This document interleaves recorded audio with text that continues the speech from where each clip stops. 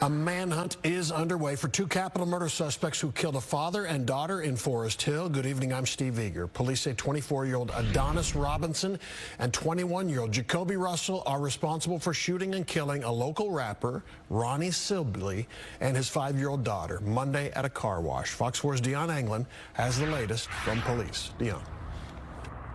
Hey there, Steve. The police chief here in Forest Hill says the search is on for the two men responsible for this double murder. The chief also called them cowards.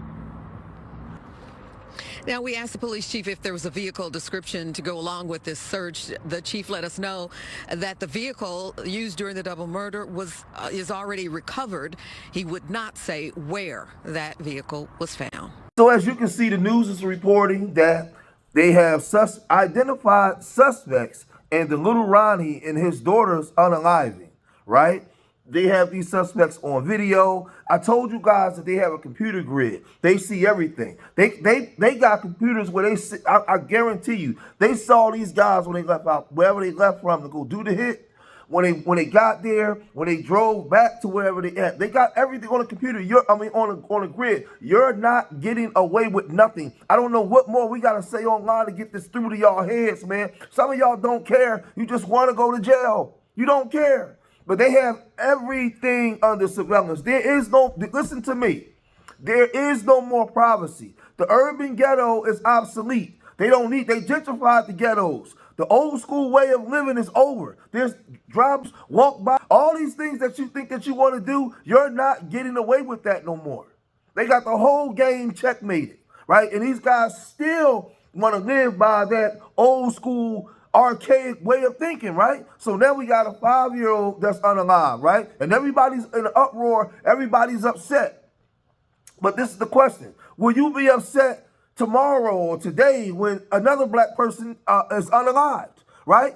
Or is it just when it's a child? Or listen, we should be upset and you should be considered a traitor to the community, period. This is the only way we're going to change the thought processes to save lives. But let's listen to what the police department is saying. The police chief of this township that they were. Check this out. David Hernandez, Chief of Police for Forest Hill.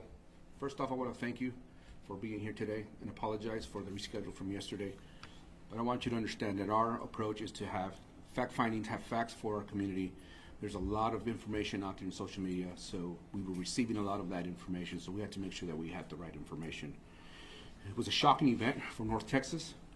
I won't speak on the details of the investigation, okay? But what I can share is we lost two victims, a father and a daughter who was 5 years old, to this event, to this tragedy. On March the 3rd at 10:40 in the morning, Forest Hill officers were dispatched to the 6500 block of Forest Hill Drive, reference shooting. Our officers arrived and began life-saving measures, but both victims were pronounced dead at the scene.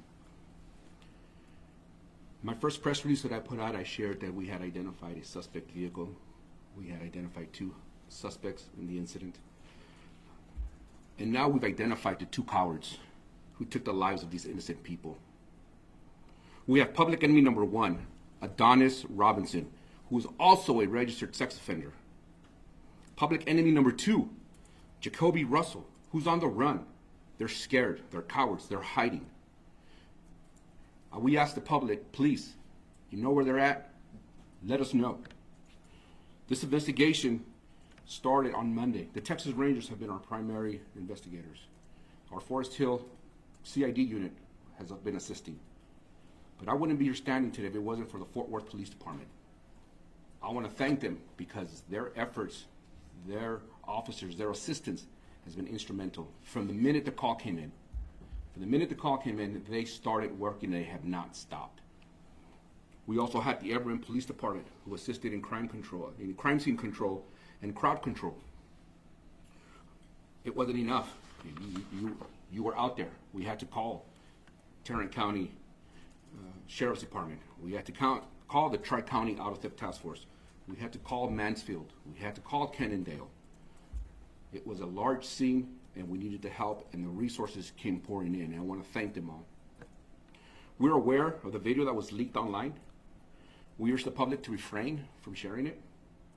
I want to urge the public, just the way you saw that video and you know where they're at, then please call 911. Let us know where they're at.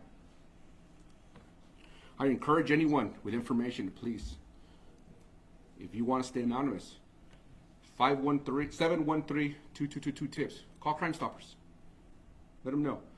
Give them enough information so we know that our community is safe and our police officers are responding are safe. In closing, I want to reaffirm to the community that we will hold criminals accountable. We're not going to allow them to come in here and think that they can get away with it. I'll open up for any questions that we might have. Any idea how these suspects knew the victim? We do not know motive at this time, and we have no information on that part.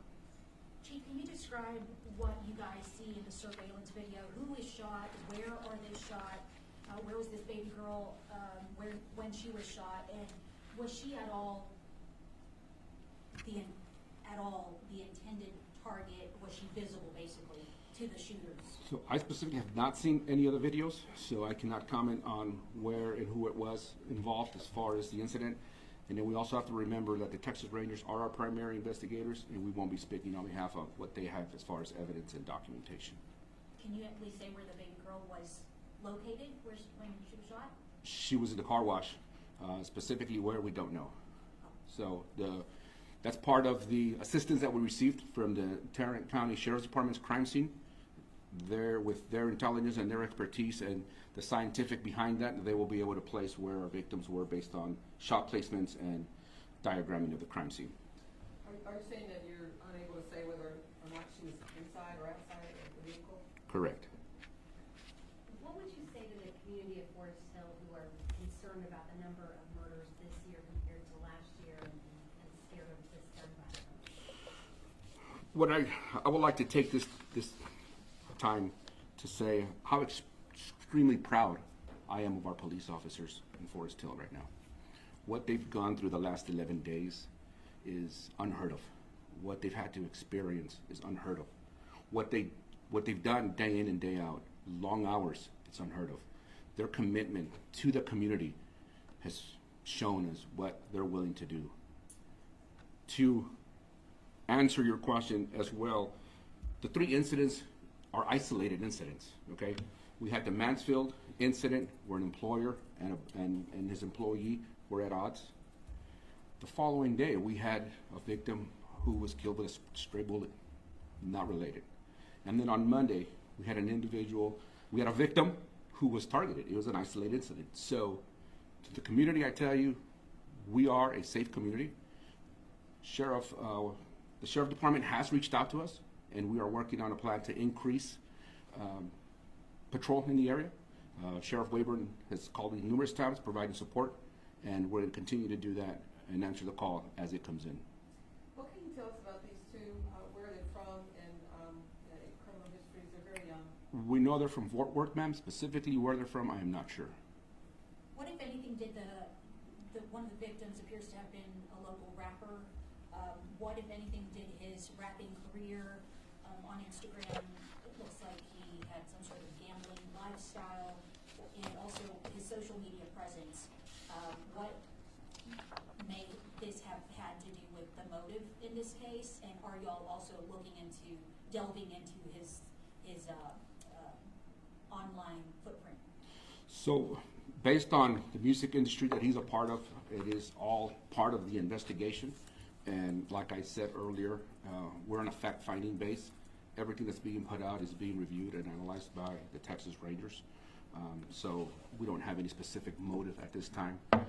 With that, again, I'd like to thank you very much. I asked for you to please post these on media. Let the public know that there is a threat out there. They are dangerous, they are armed, and we need you to please call 911 and let our police officers respond and take appropriate action. Hearing that one of these guys is a registered offender. The other boy was on a run. It's just like a whole bunch of foolishness. Now they have One guy's in the picture with Yellow Beezy. They have they're connecting. You have all kinds of YouTubers connecting these guys to all kinds of stuff on Facebook and Instagram. Like, you guys commit crimes and then put your face, plaster your face. You put everything online for the police to see, right? And like I told you, they have computer grids everywhere. It's over with. You're not getting away with nothing. Your cell phones are tracking devices. They got everything, bro. Y'all see what happened? What happened with those guys in Chicago with Muap and them? They have video of them leaving the projects, going to do the hit, and then going back to the projects. I don't understand what's wrong with a lot of you idiots. Like, you still want to hold on to this lifestyle that's just over. So now these guys want to go away for the rest of their life. But this is the question.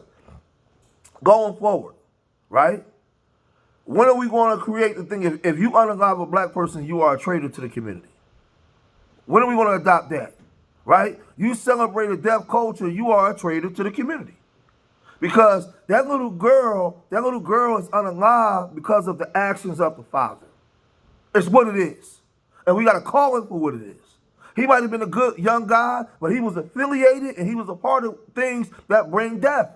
That's what it is. And she paid the ultimate price for it. She paid the ultimate price for it. And we got to start calling things. The only way we're going to bring change is to tell the truth and shame the devil. The daughter paid the ultimate price for the sins of the father.